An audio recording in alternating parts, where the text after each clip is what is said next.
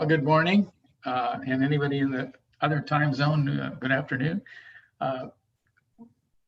We are the COO Forum, and we are supporting Chief Operating Officer executives in transition.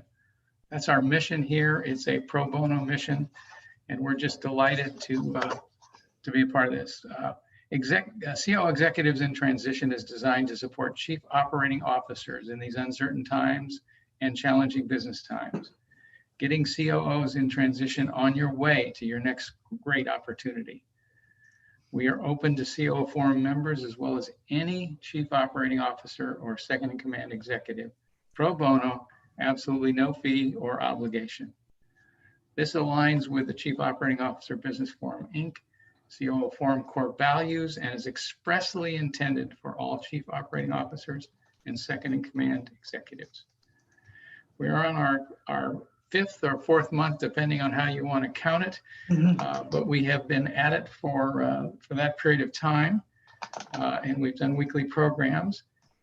We are looking for some new initiatives, and we are hoping that we can find some added value as well. So, and just as a note, I am going to, after this session is over, and nobody's obligated to stick around, but I'm going to stick around for about 15 minutes.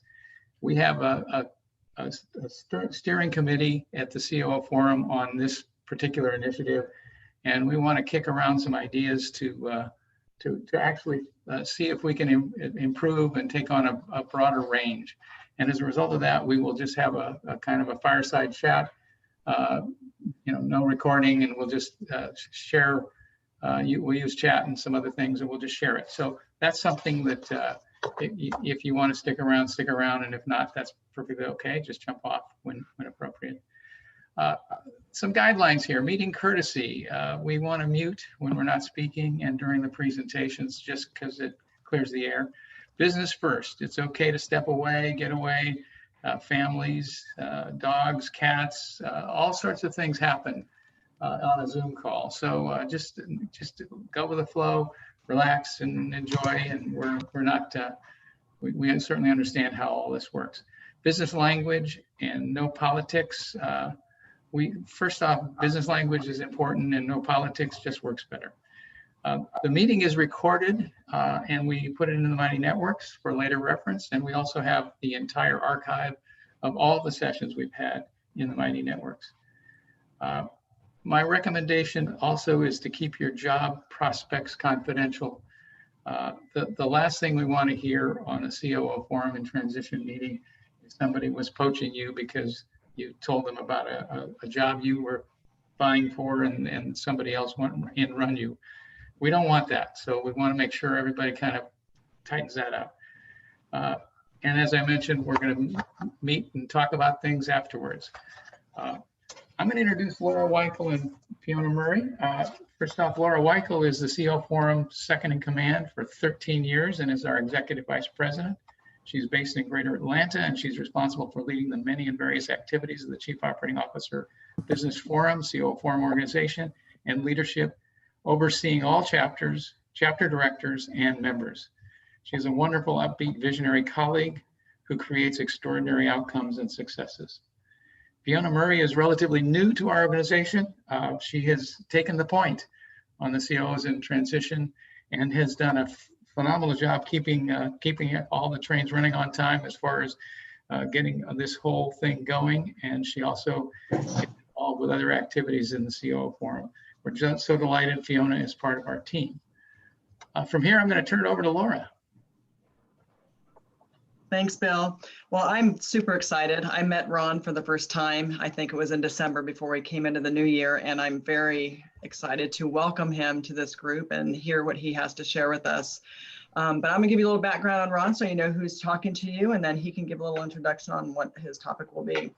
But Ron Elsdon is our thought leader today, and he's an author, speaker, and he's founder of organizations in the career and workforce development fields.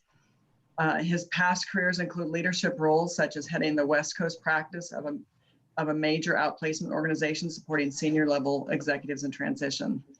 His social activism is expressed through community volunteer work and promoting a range of social causes. His published works include How to Build a Non-Traditional Career Path, Embracing Economic Disruption, editor of Business Behaving Well, Social Responsibility from Learning to Doing, editor of Building Workforce Strength, Creating Value Through Workforce and Career Development, as well as author of Affiliation in the Workplace, Value Creation in the New Organization. Ron holds a doctorate in chemical engineering from Cambridge University, a master's in career development from John F. Kennedy University, and a bachelor's in chemical engineering from Leeds University. And with that, I'm going to stop my share, give it over to Ron, and welcome you to take over this platform. Right. Well, thanks so much, Laura. Much appreciate the invitation, Laura and Bill. And it's a pleasure to be here with everyone today. So in our session today, we're going to look at one important aspect of guiding your career, and that's building a strong foundation of meaning and purpose. And in talking about this today and covering this, I'm going to draw on my own experience in career counseling and coaching many individuals over the years, and also in that role of heading the West Coast practice of a major outplacement organization, supporting senior executives in transition. Now, to the extent that we can make it, it's a little bit challenging, I know, with Zoom, but to the extent we can make it participative, I'd certainly encourage that. So please feel free to unmute and make a comment or question at any point in time, or add a question into the chat box. Laura said she'd be kind enough to monitor that. And also, Laura or Fiona, I know, are going to send out a electronic copy of this presentation after the session. So just so you know that. Let me go ahead and see if I can share my screen here. Let's have a look here. Get the right one. Okay, just be 1 second. There we go. Okay, my goodness, the wonders of technology. Okay, so off we go. Excuse me, let me just move forward here. So the outline for our session. First of all, we'll set a context by talking about job search and value contribution. We'll spend most of our time on building self-understanding, and then we'll talk a bit about change and transition. And you know, one of the questions that you might ask here is, well, why bother with this self-understanding stuff? You know, what does it matter? Well, there are a number of reasons why it's important.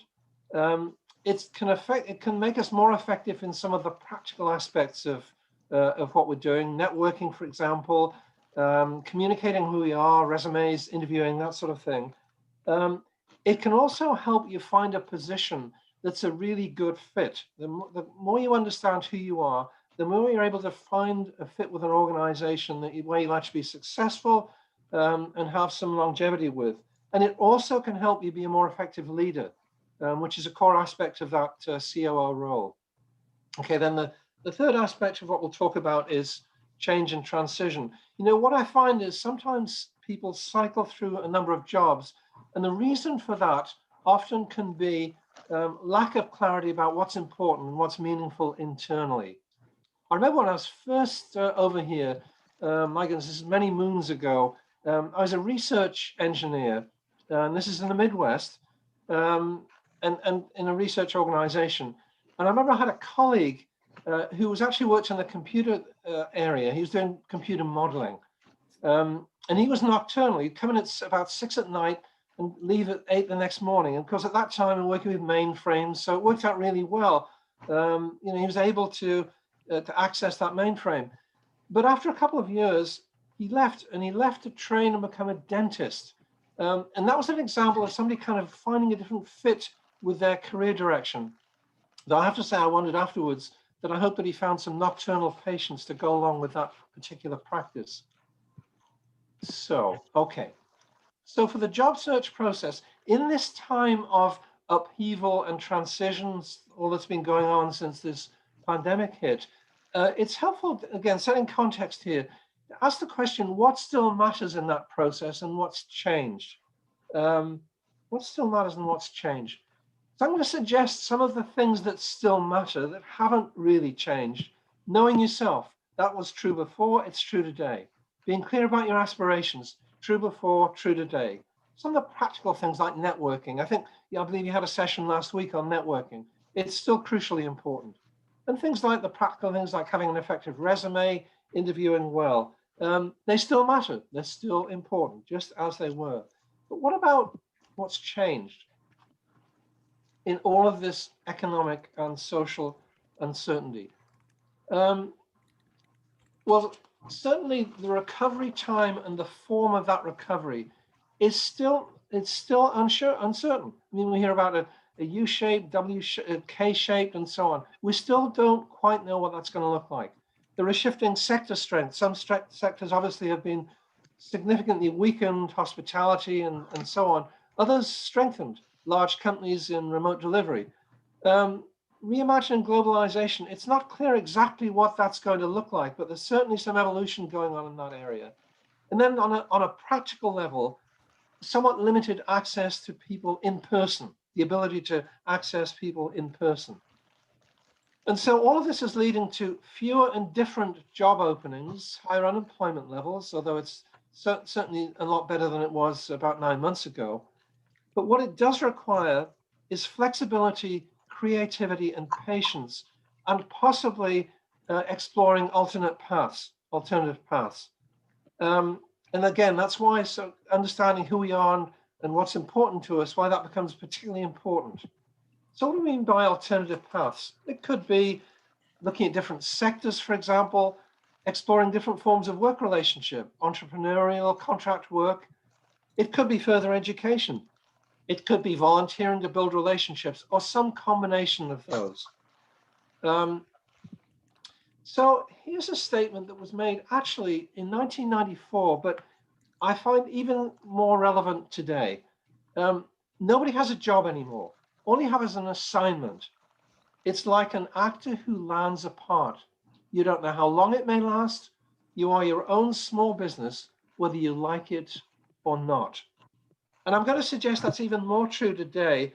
And so it's not surprising, given that statement, that people are pursuing different directions, self-employment, contract relationships, and so on. So, excuse me, let's just for a second acknowledge that when we're looking at joining an organization, transitioning into a new organization, one of the primary questions that will be surfacing here from the organization side is, what is it that you can contribute to organizational value? And by organizational value, I mean the sum total of the organization's knowledge, capabilities, operating practices, connections inside and outside, and how they fit together, and the ability to marshal those to meet stakeholders' needs. One important aspect of that is workforce strength. And again, a key role, one of your key roles is helping support that. Where workforce strength is that combination of knowledge, skills, practices, and shared values embedded in the workforce, which enable an organization to deliver exceptional performance. Thanks, babe. While adapting to constantly changing needs. So I'm going to suggest that again, thinking through this transition, thinking through who you are and where that might fit, again, being very cognizant of that value contribution that you're able to make to an organization.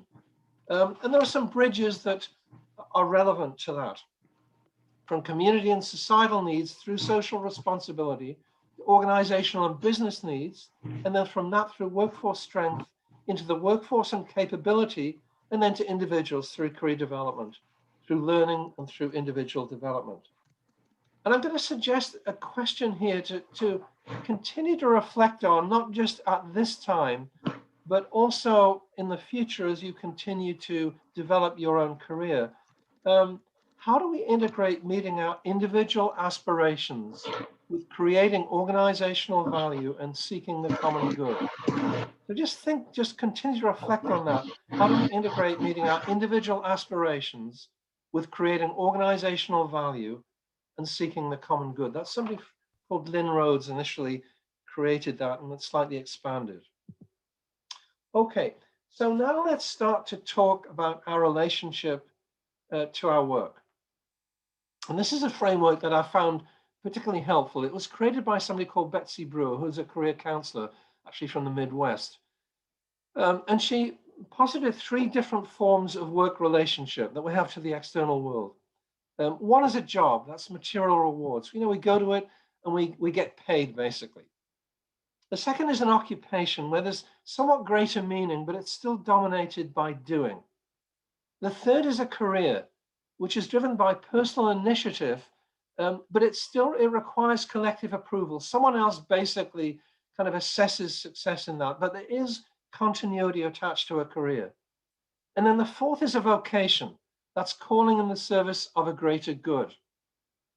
Now, there is no implication in this framework, unlike, say, the Maslow hierarchy of needs, there's no implication that you have to satisfy one level before the next. In fact, it's perfectly appropriate at any point in our lives to engage on any one of these levels. But what I do find is most people tend to gravitate more towards those latter two levels, the career and the vocation. And certainly in our session today, our focus will be on those steps of career and vocation. That's where we're going to be focusing.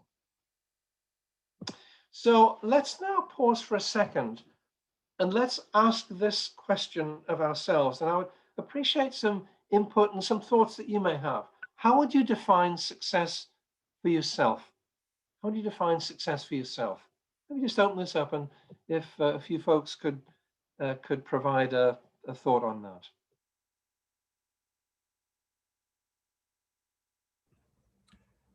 I'm happy to jump in. Sure. This is Chris. For me, success, I've been in transition now for a little while. I'm also have just transitioned in terms of moving from New York City back down to DC. So I'm really trying to define success.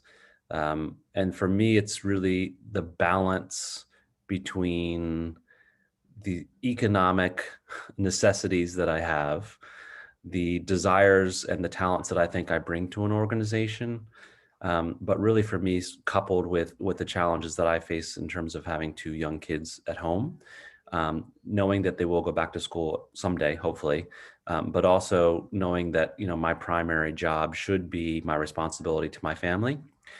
So success, as I kind of define it as I look to my future, is again, trying to find that sweet spot where all those components kind of can merge together, knowing that it's not going to be completely equal all the time, but at least I've acknowledged and set up a framework where, again, that sort of recognition of who I am as a person, what my financial obligations are, and what my family obligations are at the core of what I'm looking for. Thanks, Chris. So for Chris, it's integrating family obligations with work obligations and finding a comfortable balance there that works for you and meets the needs of each of those different groups. Thank you, Chris. How about somebody else? Yeah, I'll jump in. I think Chris is on the right path there. I think about it the same way. I'll just put it in slightly different terms. It's personal, professional, and economic. If I can provide for my family, that's one measure of success. I've done a pretty good job putting a roof over their head, food on the table, and being able to, take care of the things that they need and their wants as well. Professionally, to grow a company and be part of something bigger, to make it different than it was when I got there in a positive manner, and see the reward of that growth over time, whether it's quarterly or annually. And then economically is, for better or for worse, to keep up or do better than my peers based on whatever measure that happens to be, if it's an annual salary or the bonus amount or a combination of all that. So there's a balance between those three, and the variables are like dials, and depending upon who you're talking with and interviewing with, you tweak the dials a little bit here and tweak them there, and I try to keep those in balance myself. Thanks, Darren. So for Darren, it's balancing sort of personal responsibilities to family, contribution to an organization, and hopefully leaving an organization better over time due to your contribution, and then also relative to your peers, being successful in terms of accomplishment relative to your peers. A combination of different aspects. I think, again, talking about integrating those different aspects. Right. Maybe perhaps one more person, if one more person would like to add a thought in. Joanne, you had your hand up earlier. Did you want to say something? I'll jump in. I think what what Chris just said too, and it just, it is a balance, and unfortunately or fortunately, we build our lives a certain way, and so those financial responsibilities exist whether we like it or not. And I always sort of had this path in mind where my next 10 years were my best earning years, and I was going to, run as hard and fast as I could to set that money aside, and then, the remaining years I could do something in nonprofit or something that I was really passionate about. But what I am starting to feel right now, as I've been in transition for quite a while now, is that I think what I was missing is the combination of the passion now will probably lead me that job where I can be successful. And that might even mean taking a step back. And I've become really good at managing our finances here at home and making more runway for us. But I think, it's leaving a company better than I found it, but leaving the world better than I found it. And I think I'm looking to actually accelerate that leaving the world better than I found it sooner rather than later, because I think that will actually accelerate my passion for this transition and this job search. Tremendous. Thank you, Joanne. So for Joanne, it's the integration of contribution to an organization, personal fulfillment, and contribution to the world in general. Let me suggest this is a really critical question to be thinking about success, because it informs the path that we start to create and that we make unfold around us. A couple of different aspects were common themes. There were differences, obviously, amongst the three folks who commented here, but some common themes. One was the importance of values. We'll take a look at that later. And the other one was the importance of integrating different aspects of who we are. And we'll also talk about that aspect later. So now let's explore a little bit about what you need to know in order to make a good decision about your right path forward. And again, I'd like to thank the three folks who commented here. That was most helpful. So here's one way of characterizing what this job search process looks like. And self-understanding is our focus in our session today. This moves from the internal to the external. Opportunity identification and exploration would, for example, include networking. The direction and decision communicating your own portfolio, that would include resumes and interviewing. Negotiating favorable entry, a necessary step. Integrating and excelling, a necessary step. And maintaining career fitness, a necessary step. And then, of course, all of this basically affecting both ourselves and significant others. There is particular skills associated with each of these different pieces. We'll focus on this self-understanding piece. We're going to take a look at various different approaches, some of them which are more structured and some are a bit more conceptual. And it's I'm going to suggest it's the combination of different lenses to look through that's important, as no single lens is all encompassing. It's a bit like triangulating to find a geographic location. We won't have time on our session today to complete the assessments that I'm going to talk about, but it will provide you with knowledge of assessments that can be helpful so you can locate and complete them at your leisure, should you so wish. So here is a quote to start us on this path from Janice Brewy and Anne Brennan. What gives meaning and purpose in your life? The spirit within us, found in the core of our own selves, that slowly and painfully weaves its way through anxiety, confusion, tension, and conflict, to hear the rhythm of our own personal tune, made up of choices and values that are truly our own. Now, it's interesting. I remember a number of years ago, I heard the actor Dustin Hoffman interviewed on public radio. And it was fascinating. Dustin Hoffman, he was asked the question, how did you get into acting? And he made the comment, when I was in high school, I wasn't a particularly good student. My parents encouraged me to play musical instruments, didn't really like it that much. And then I went to an acting class, and the 8 hours of that acting class seemed like 8 minutes. And I knew what I wanted to do for the rest of my life. Now, that is an unusual example of an epiphany. Most of us don't have an epiphany like that. Most of us, it gradually evolves over our lives. But in his case, it was. And it didn't suddenly materialize. He wasn't suddenly an actor. In fact, he waited tables for 10 years. And then finally, The Graduate came along, the film, the movie, and his career took off. But it's an example again of finding that alignment between who we are and what we do. Now, coming back to this question of integration and balance, here is an exercise that I think you'll find helpful in how to incorporate the different aspects of life and how to assess them. This is called the Wheel of Life exercise. It was created by Whitworth, Kimsey House, and Sandel. And let me explain it. So you'll see two wheels on the screen here. The upper left is a wheel of importance. The lower right is a wheel of satisfaction.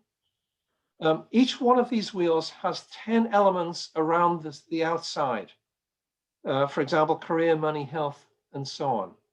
Now, the idea of the exercise is think of the wheel on a scale. So the center of the wheel, the hub, if you like, is a number of 0, and the outside would be a value of 10.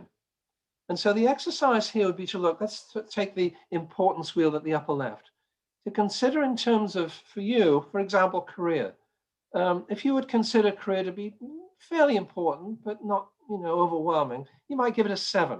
So you would draw a little arc in that career segment in the upper left wheel around roughly where a 7 would be, between the 0 and the 10. You do the same for each of the different 10 elements. So that's important. The bottom right is your current level of satisfaction in each of these areas. And then you might choose also to repeat the exercise for importance, say 5 or 10 years out. So what this allows you to do then is start to take a look at what is important to me in terms of my own time commitment currently. How does it match that level of importance? And also to look at how does my level of satisfaction match the level of importance? Is it well balanced? Does it match well? Or there are some real disconnects there? So I'm going to suggest this is a helpful instrument that can be used to start to think about these points that you were bringing up earlier about how do I integrate these various aspects of my life. Okay, so let's go on now and talk about building self-understanding. Some of the elements that go into that. And there are various different elements that fit into this. You'll see some of them listed here. Purpose, values, experiences and aspirations, personality, interests, and skills. We're going to take a look at each one of these, So let's start with purpose. There are various different elements of purpose that can animate who we are and what's meaningful. Excuse me. Personal fulfillment can be one. Giving back can be another. Joanne, for example, was bringing that up. Financial reward, that also came up in our conversation. It's obviously very important. Creating a legacy could be significant. Lowering risk could be one element that drives our sense of purpose. Now, it's not to suggest here that these are the only aspects of purpose, but these are some aspects. There may be others that are important to you that are more important. And I'm going to suggest it's helpful to reflect on that. And maybe let me just pause for a second and we could, let me ask the question for a couple of folks. What is important to you in terms of purpose? A couple of folks could perhaps provide input on that. Thank you.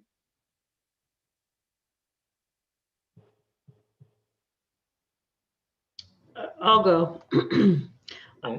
From my perspective, I think personal fulfillment is pretty important because on a daily basis, I need to be motivated. I need to feel like I'm doing something that's relevant, that's meaningful, that's impactful. And if I'm not, then I'm going to be less satisfied regardless of how much I'm making. So for you, personal fulfillment is right up there because it precedes everything else, essentially. If you're not fulfilled personally, the rest of it is of limited meaning. Thank you, Marie.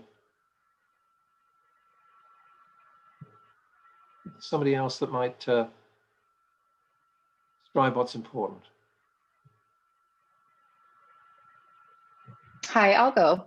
I think that giving back is something that for me, it's a combination of giving back and creating a legacy and making sure that the impact that I leave is meaningful, that it's not just about working, it's not just about, you know, with my family, but it really is that sort of larger impact on community, the world, probably not the world, but at least my community. So for you, it's this combination of giving back, contributing essentially, and also your role in your family. It's that sort of combination of each of those. Yes. Okay, thank you. I'm going to suggest again to continue to reflect on these different aspects, which brings us into this conversation about sort of looking inside the conceptual level, our heart. There are a couple of books that I would suggest can be really helpful in encouraging reflection. It can bring us closer to what is meaningful. The first is a book by Parker Palmer called Let Your Life Speak. It's a short book, a fascinating book.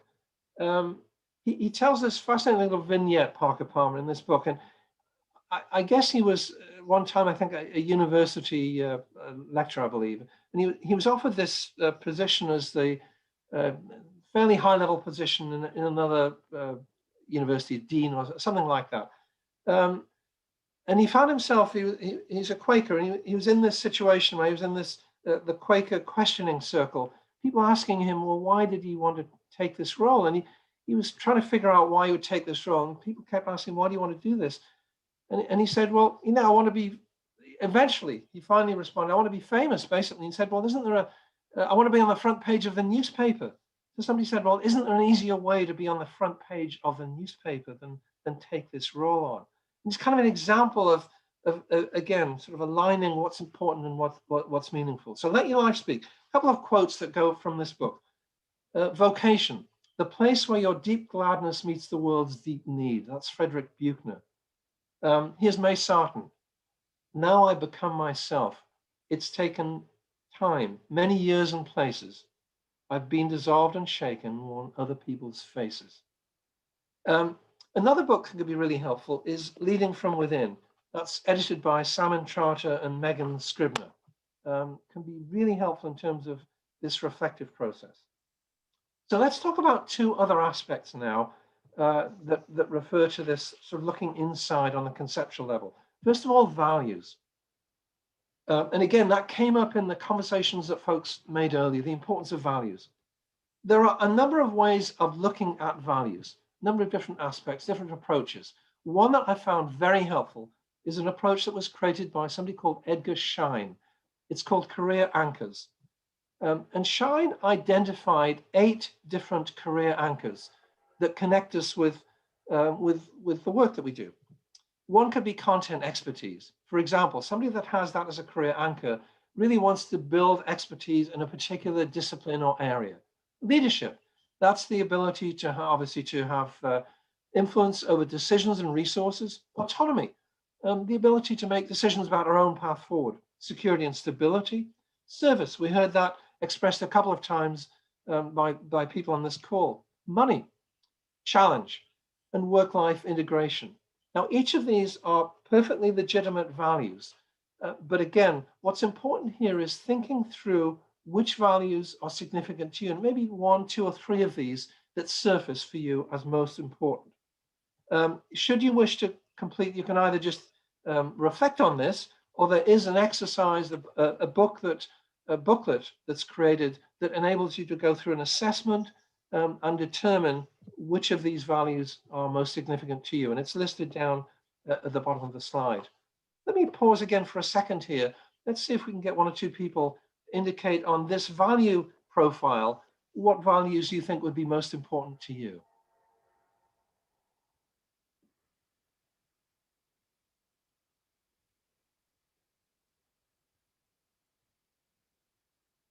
I'll go. I think for me, when I look at these, work-life integration is probably top of mind and top priority, followed closely by, I think, service. The combination of those are, you know, that's what I hold dear and what I think is important and what drives me.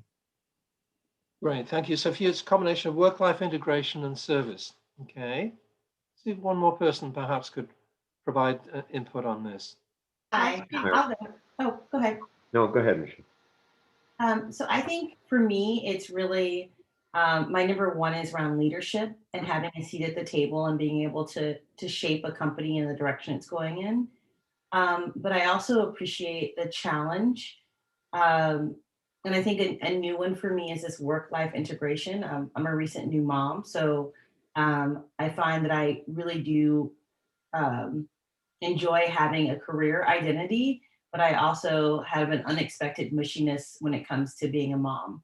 So those would be the three that I would choose. Okay, so for your work-life integration, leadership and challenge would be the three that would be most significant. Tremendous. And I think there was one other person that was trying to jump in. Please feel free also to add your thoughts. Okay. Yeah, well, I'm in the nonprofit space. So I start out in the service area. So that's kind of a foundation. From there, I would go more towards the leadership because a lot of nonprofits are transforming from the old way into the, the more regimented environment. It's very different than 15 or 20 years ago. And when I went to the religious organization, working for an organization that had been around 200 years gave you a real aspect as to what long-term really was. So that makes me feel like I can give back. So, and my kids are a little older, so I can live, work, and I don't have to worry about the work-life balance right now. But yeah, I've been in nonprofit for 20 years, and helping them is immensely rewarding. Okay, tremendous. So for your service and leadership sort of come together for you. Yes. Thank you, Laura. Let me just make an observation here that in terms of thinking about a fit with an organization, if there's a particular skill on joining an organization that we don't have, it's possible to backfill that typically through education, for example. But one of the areas that it's almost impossible to bridge is a disconnect in values.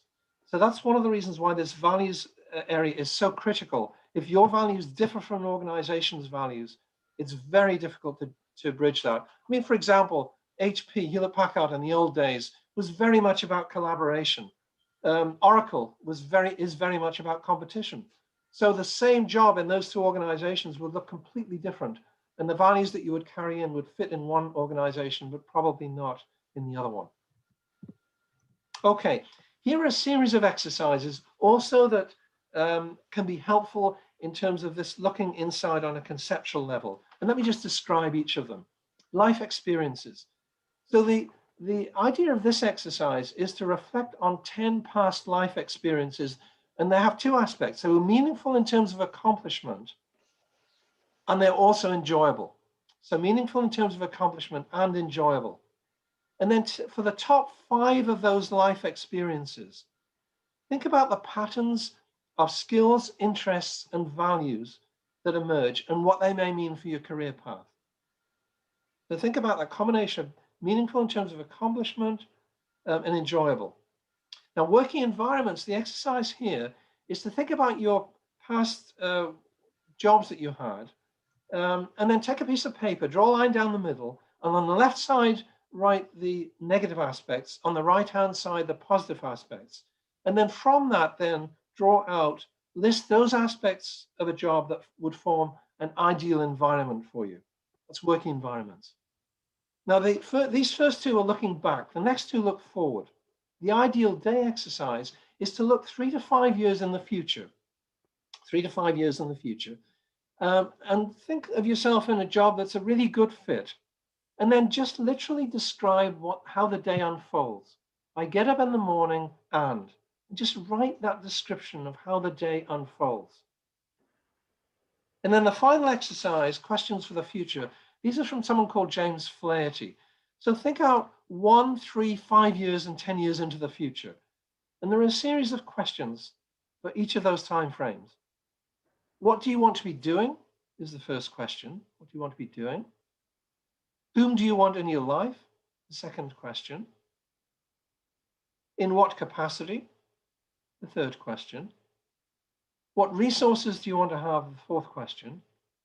What experiences do you want to be having? In what ways do you want to be growing or learning? and in what other ways could you describe your life? So a series of questions then, ask yourself for the future. This process then helps kind of ground you in the past and then look towards the future.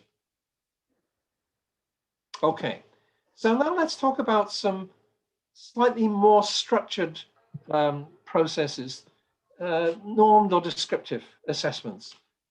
And we'll take a look at each of these: personality preferences and their fit, interests that engage you, and skills to grow and develop. We're going to take a look at each one of these. So personality preferences. Probably most people on this call, many people are familiar with the Myers-Briggs type indicator.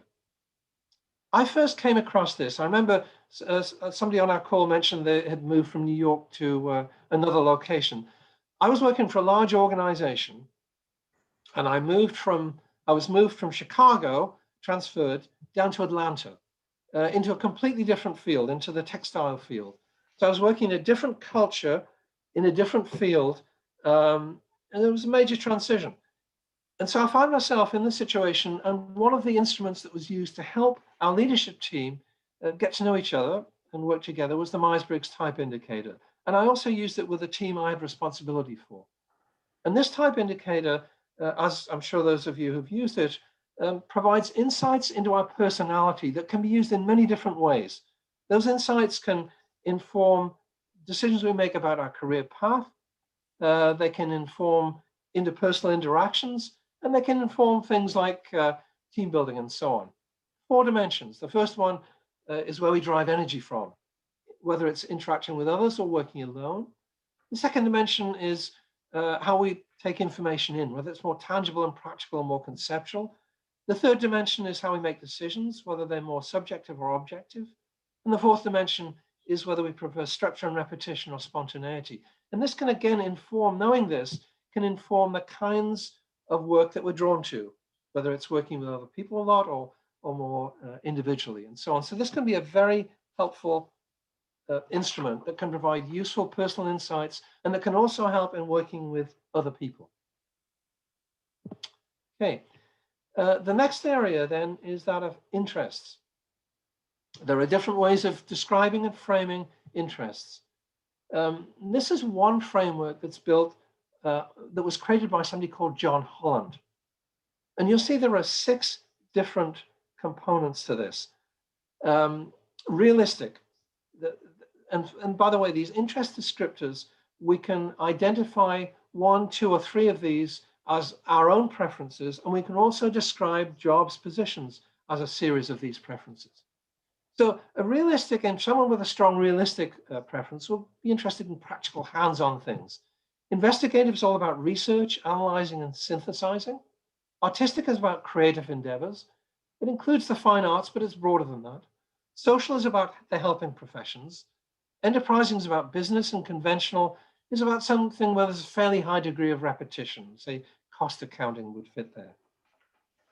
So to the extent, again, that we can characterize our own interests and align them more closely with the interest combination of particular jobs that are out there, the more likely we are to be satisfied in our work. Now, you'll see a little link at the bottom of this slide here that describes an assessment that you can take online that can be very helpful in this regard. You can also take an assessment called the Strong Interest Inventory with a career counselor. Another way of thinking about this is if you're going into a bookshop and you had time to visit 3 sections, which section would you visit first? Then where would you browse?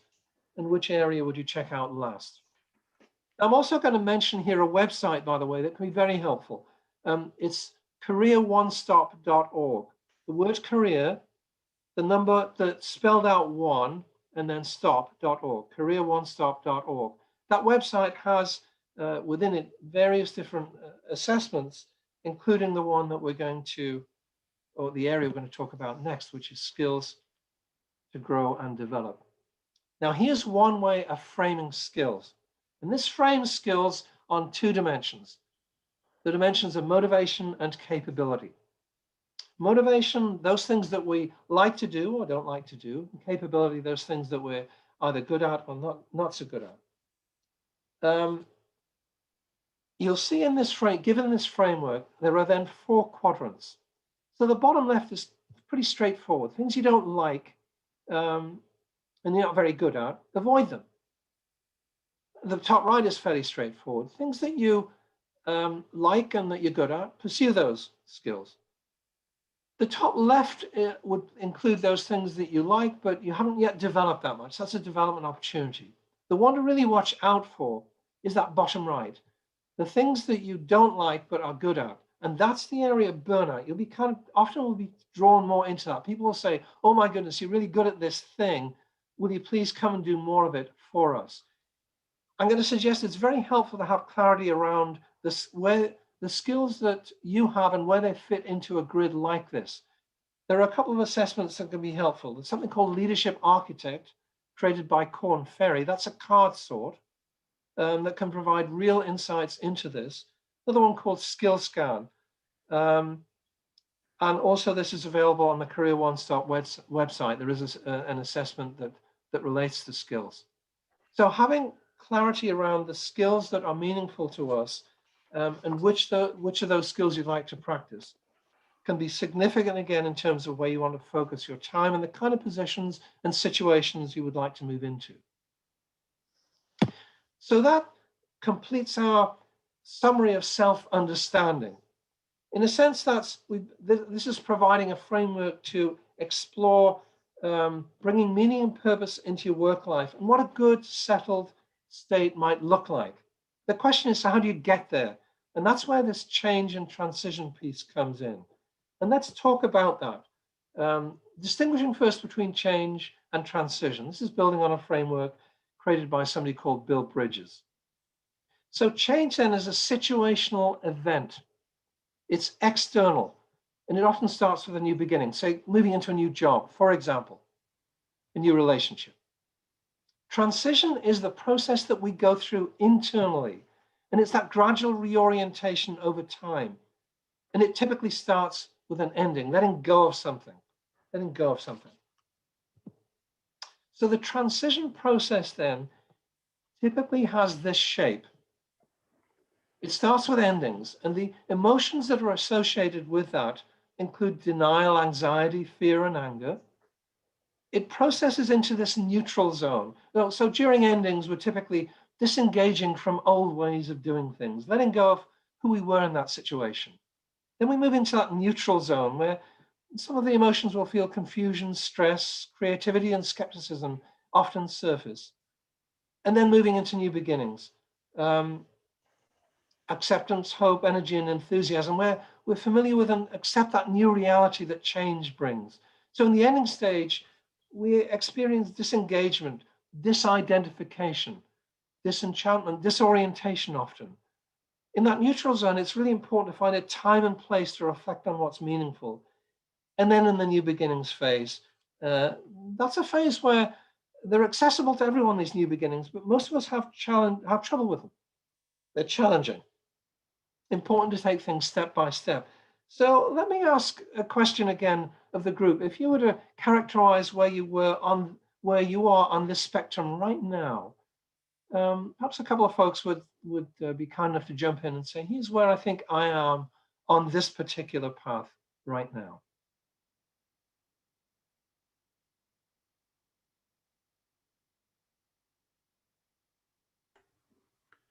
I'll jump in again. I just went through the endings period, and I'm very close to jumping into the new beginnings. Lots of hope, lots of energy, especially coming into the new year. But these, as I read these, I feel some emotion just reading the words, because I've been through each of these over the last year, winding down a company. And but I feel I'm almost in one of the other bubbles, but a little bit between. So you're sort of in between, basically moving through this process. You can feel yourself moving through it, and you can relate to the emotions that are identified here. Absolutely. Yeah, thank you. That's one other person. Yeah, I can jump in. This is JR. I think that probably in new beginnings, optimistic by nature and a creative person looking for big new opportunities. I've been asked to look into a SPAC. I've been asked to look into 2 or 3 other opportunities. So now it's a matter of figuring out what the next step's going to be and which one is going to take hold or which one I'm going to like the most. But one thing that I thought about earlier in your conversation, which I find very interesting, by the way, creativity is really key to me, and solving big and difficult problems for companies has always been a hallmark of mine. And that is what drives me a lot in a lot of the searches and things I'm doing right now. You finding difficult, large problems, and you're kind of in that new beginnings phase. You can feel yourself already moving towards here's where you want to be, and this is what you want to be doing. Yeah, the bigger and more complicated projects, working for Fortune 50 companies and things of that nature. And this happened to be a SPAC that's going to raise $250 million, and that seems to be interesting to me. So you never know. Okay, that's great. Thank you. So I have a quote. I'm afraid I have a lot of quotes on our call today. I have a quote from, this is a fairly long one, but let me read it to you, related to this change and transition thing. When I was young and free and my imagination had no limits, I dreamed of changing the world. As I grew older and wiser, I discovered the world wouldn't change. So I shortened my sights and decided to change only my country, but it too seemed immovable. As I grew into my twilight years, in one last desperate attempt, I settled for changing only family, only those closest to me, but at last they'd have none of it. And now, as I lie on my deathbed, I suddenly realize if I'd only changed myself first, then by example, I would have changed my family. From their inspiration and encouragement, I would then have been able to better my country, and who knows, I may have even changed the world. That is, these are the words of an Anglican bishop found inscribed on his tomb in Westminster Abbey. And it's from Richard Leader in Coaching for Leadership. And again, it just points to the importance of this internal aspect. So what we need during transitions, I'm going to suggest 3 things: structure, temporary systems that shape new courses of action. It could just be structure during the day, for example. Information, knowledge that we can apply to navigate moving forward, and support, an understanding and nurturing environment. Structure, information, and support. So here's a checklist of things to think about during transition. Some aspects to think about. Take your time. Arrange for temporary structures. It may just be structured during the day. Don't act for the sake of action, but allow time to process. Recognize you're uncomfortable. It's okay. Why you're uncomfortable. Take care of yourself in little ways. The things that are meaningful to you. Maybe it's music, reading, walking, exercise, whatever. But take care of yourself. Explore the other side of the change. Think about what that might look like and get someone to talk to. Find out what's waiting in the wings of your life, what might be out there. In a sense, that's what JR was just speaking about. Use this transition as the impetus for a new kind of learning. It's interesting, in the book Soul Survivor, Everett Koop, who was a Surgeon General, he talks about when he was in this process of the nomination for Surgeon General. He'd been this fast-charging surgeon, working 12-hour days, very active, type A surgeon. He found himself for 9 months stuck in this process of nomination. And he said, at the time, I thought, my goodness, what a waste of time. Why am I doing this? I'm just stuck here. Then he said, afterwards, what I realized is that 9 months was really crucial because the contacts I made during that 9 months were absolutely essential to me being successful in that role of Surgeon General. Recognize that transition has a characteristic shape. That's just what we talked about. And then think about this as a rite of passage, a lens through which to magnify the experience. So here's a quote here, another one. It is the last one, I think. But let me give you this quote. This is from Martha Graham, who started a dance company in New York. There's a vitality, a life force, an energy, a quickening that's translated through you into action. And because there's only one of you in all time, this expression is unique. And if you block it, it will never exist through any other medium. The world will not have it. It's not your business to determine how good it is, nor how valuable, nor how it compares with other expressions. It's your business to keep it yours clearly and directly, to keep the channel open and to live it, So some resources here that might be helpful to you, books that I've either written or edited. Affiliation in the workplace is about organizational leadership. Building workforce strength is about organizational workforce practices. Business behaving well is about community social responsibility. And how to build a non-traditional career path is about personal entrepreneurship. In how to build a non-traditional career path, there is more information about all of the assessments that we've spoken about today. There's information about those assessments. So I'd like to suggest now, if you could, take about 30 seconds or a minute and write down 3 steps that you will take in the next 30 days to clarify what brings meaning and purpose to your work life. Take about 30 seconds and write down 3 steps that you'll take in the next 30 days to clarify what brings meaning and purpose to your work life.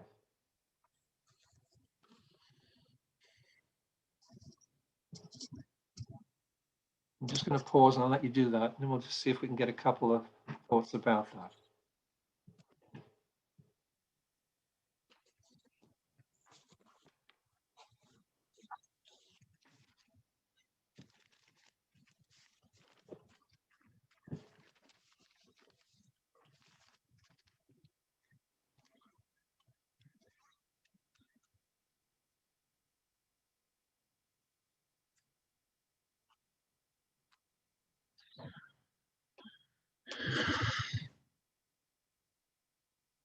So let me just ask the question if a couple of people would be kind enough to share 1 or 2 items that you wrote down. This is JR. I can go again real quick here. So I will continue networking. I have done that now for some time, and hopefully create a list of opportunities and then do a down select. As you said earlier, it's not a job anymore. It's really about projects these days, and that's how it works for me. And hopefully I will pick 1 or 2 of those things. Maybe I can do consulting for one and be more engaged in another. I'm not sure at this point, but those are the things I will focus on over the next 30 days. Tremendous. So you use networking to gather input about possibilities and opportunities. Thank you, JR. Let's see if somebody else has a thought.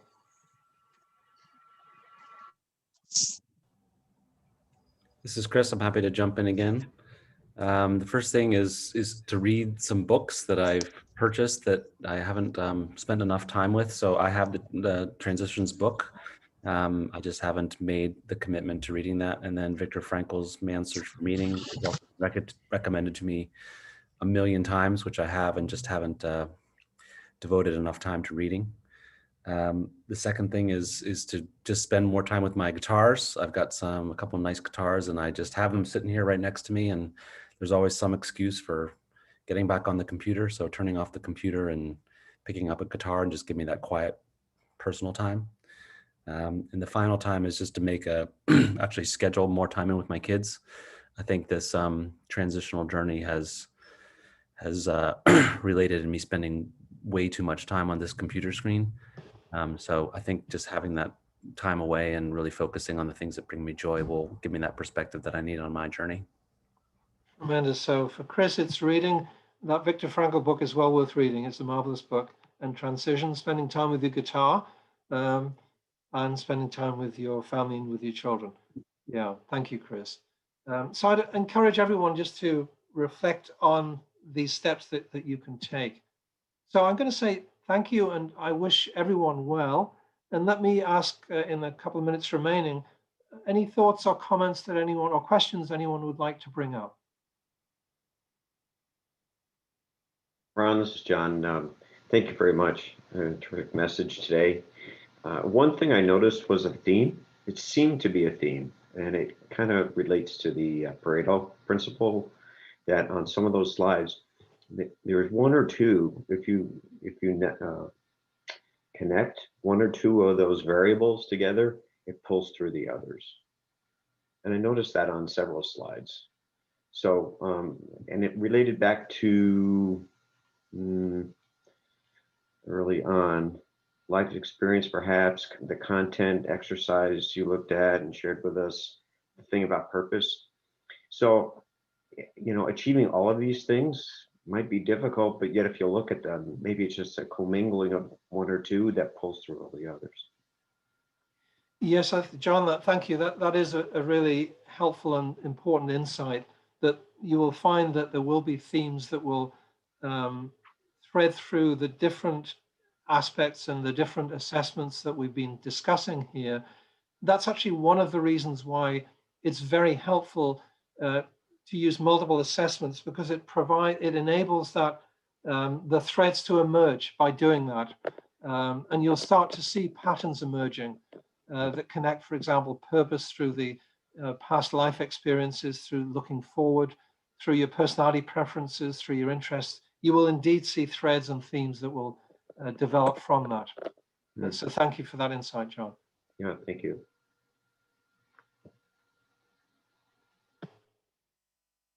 Hey, Ron. Mm-hmm. Gene here. Hey. Some tactical feedback. I do some speaking to transition groups, probably at a lower to mid-level, but sometimes I have to trick my mind into being productive, because when we're employed, gainfully employed, we have a schedule typically, and we have a lot of accountability. We have to be someplace at a certain time, and we have to achieve things at it by a certain time. So one of the best things to do in transition that I found is block timing. Schedule at 10 o'clock to 11 o'clock in the morning to do X and Y. And then at 1 o'clock, reward yourself with a walk or whatever enjoys you with the kids, which you enjoy with the kids. And the second kind of trick is accountability. We lack accountability in transition. So if you're going to do something and make 5 calls, then tell somebody else you're going to make 5 calls. And then when you're done, ask them to call you to tell you, so you can commit to them whether you did the 5 calls. So it kind of tricks the brain. I used to have a lady work for me, and she would never make her sales calls. And so when I was in transition about 10 years ago, I called her up, the last person in the world I would ever admit to not doing something. And I would have her call me at 5 p.m. and ask me how many calls I had made. And I never missed a call. So trick the brain with block timing and get somebody to hold you accountable. That's tremendous. Thank you for those thoughts. That fits right into this structure component of what's useful in a transition. And you described here structure in terms of timing, and also in terms of connecting with somebody who, in a sense, is acting almost like a coach for you. Right. A reminder. Yes, thank you. They're very helpful thoughts. This is JR again. I have a dilemma in all of this, in being a Gemini and have dual personalities. My son put it simply to me one time. He said, you might be an engineer, Dad, but you're better at everything else. And I have really problems with some of these, having a couple of MBAs and all this, we've gone through all the things you're talking about here. But many times I find myself in one aspect and then I oscillate back to something else. And my real problem is many times I could fit into one spectrum and then the other side of the spectrum. And that's something I have been wrestling with all my life, in terms of where do I fit in? I could be a leader, I could be a great leader, and then I could be a great analyst, which is sort of opposite side of the spectrum in some of these tests. So that's something I always have to deal with, and it's a problematic thing for me. So it's not as simple for me many times with these kinds of assessments as it may look from the outset. Just a thought. Well, and it's actually a very interesting point you bring up. Thank you, JR. You know, sometimes the same issue comes up with interest, as a matter of fact. You know, sometimes people might assume that if you have a very broad range of interests, that makes it easy to find a fit. In fact, it can be really challenging because it's very difficult to satisfy, in fact, almost impossible, all of those broad range of interests in any given position. And my suggestion for that is to consider the different aspects of your life and how you can perhaps satisfy those different components of who you are in different aspects of your life, and not seek to satisfy all of it in a single aspect. And it is a challenge. It is a challenge if you have that breadth. So I can certainly relate to that. And thank you for bringing that up. Yeah, wrestling with it, being a winemaker and stamp collector, and you know, you figure it out after a while.